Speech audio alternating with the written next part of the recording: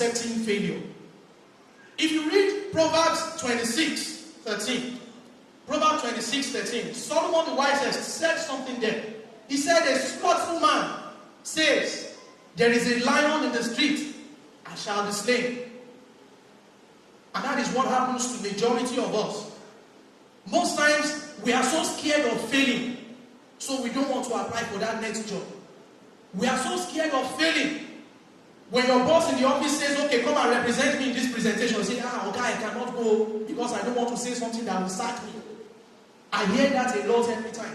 Sometimes I'll tell people, okay, do this report and let us come back and review. Say, no, don't let me do that. Because by the time you present, they will ask, who presented this, who did this analysis? And by the time they said it is Mr. X, Mr. X wants to, he wants to pull in his pants. Because he's so scared of failing. Sometimes, for those of us that do businesses too, we are always scared of failing. We are always scared of trying that new product line.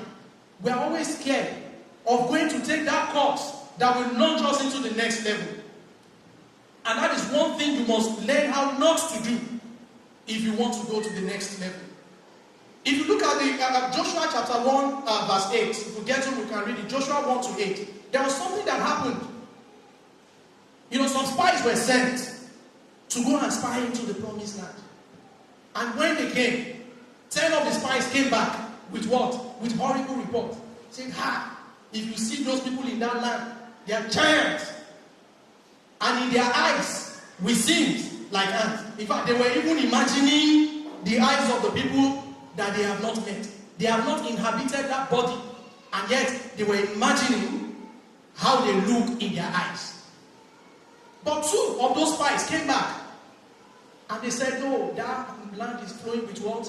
Milk and honey. That is a man that focuses his attention on his goal. And truly in our various lives, we always have these goals that we have set for ourselves that we want to achieve. But the truth is that we focus more on the elements of failure that we find in our way. And we allow them to limit us. And one thing majority don't know is that sometimes, what the Yoruba people call ogoju, as in, you just have these guts to take the bull by the horn. Sometimes it actually makes things work for people. So please, getting rid of the wilderness mentality of failure is very key. Another example in getting rid of wilderness mentality is the story of Thomas Edison, the man who invented light bulb.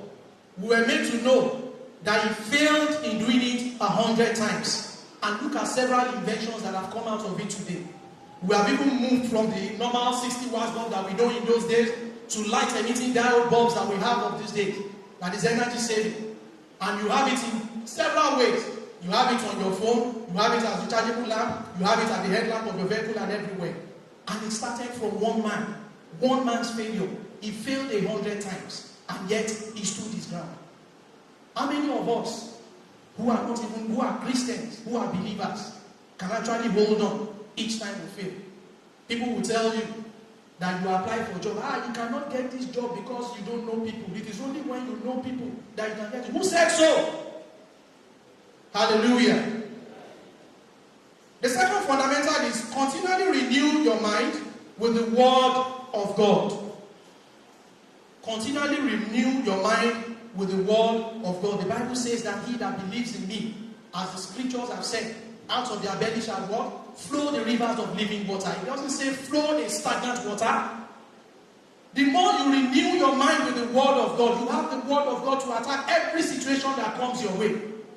And truly, sometimes some issues will face you, even at work or in your businesses.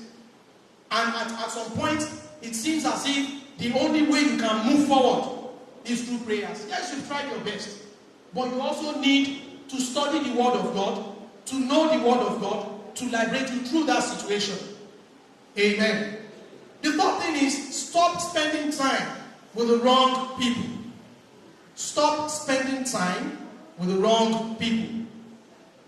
Some of us, the barrier between us and our next level is the kind of people we move with. And it is very important that you carefully select the people you move with. Sometimes when you do such things, people term it as pride. That's the truth. They see you as being proud. Maybe because God has given me a good job and now he has decided not to come and visit us. He doesn't even call us again. But the truth is that sometimes you need to dissociate yourself from such people so that you don't carry unnecessary baggage on you. The time you should spend thinking about your job.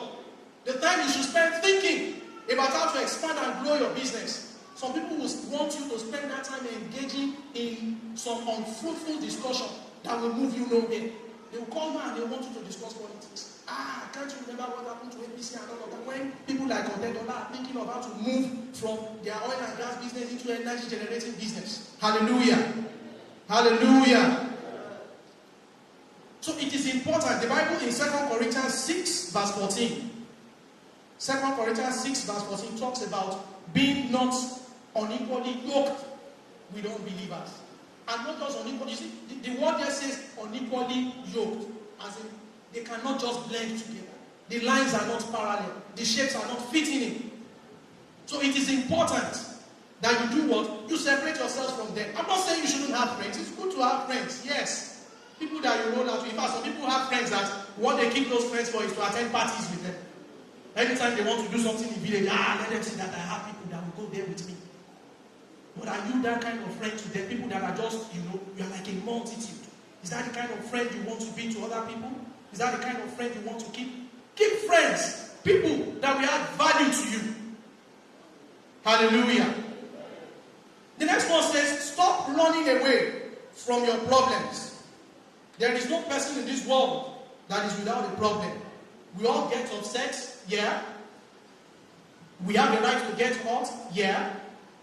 Once in a while, sometimes things happen and you break down. Yes, it is allowable. Even Jesus at some point, he broke down and wept. So you don't need to continue to feel like a superstar. Or sometimes you just say, this problem is too much, then you run away from it. Some of us, when we have problems at home, the next thing you do is to stay out late, hanging out with your friend, and you want to come back home late. Thinking by the time when you come, your wife would have slept. Hallelujah. And the truth is that women don't sleep that well. Women in the church, praise the Lord. Praise the Lord now. They don't sleep that much. That's the truth. If you look at most marriages, I don't know about pastor, but for myself, the woman in the house tends to pray more than the man. That's the truth. I don't know about you, but sometimes all of us like to form that masculine thing. So if you run away from the problem at home, if you like, travel to Jos, travel to Kafanchan, go to the US and spend some holidays. I know friends that do it a lot. They'll say, I just need some time to clear my head. What head are you clearing? Instead of sitting down and talking about the problem and facing it. And it happens too. Sometimes even in our various jobs. I observe it very well in people, especially people in paid employment. They're always very careful. They look at the time that we are in off peaks when they know it is difficult to sell. That is the time they will fill in their leave and say, I'm going on vacation. And all of a sudden they go on that vacation and they switch off their phone. Forgetting the fact that the money that provided for that vacation came from that job. And some people will stay in that off-peak. They will face that problem. They will face that competition. They will face that seasonality effect. They'll bring ideas that will create breakthrough. And at the end of the day, when the peak period is over, the man that went to holidays in the US will come back and say, how did we do? Okay, we all fared well. They will look at Target Financial and say, we did fantastic. Forgetting that some people actually created the initiative that sailed them through that period. Do not run away from your problems. Do not run away from your problems. One of my bosses always says something. He said that we wouldn't have employed you if the problems were not there. So yes, we acknowledge that the problems are there, but the way to solve the problem is how we want to see. So please, don't run away from your problem. Then stop lying to yourselves. Stop lying to yourself. Hallelujah. Hallelujah. There's a Yoruba adage that says, that when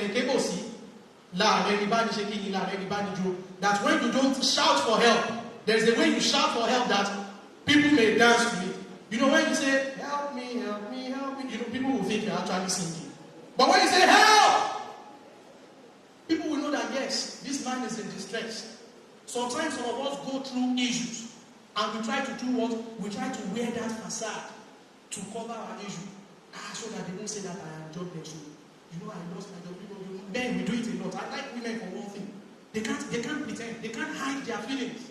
If a woman hides his feeling for a few minutes, it's just for a matter of time. They will show the true person to you. But men, praise the Lord, we still want to continue to form that ego.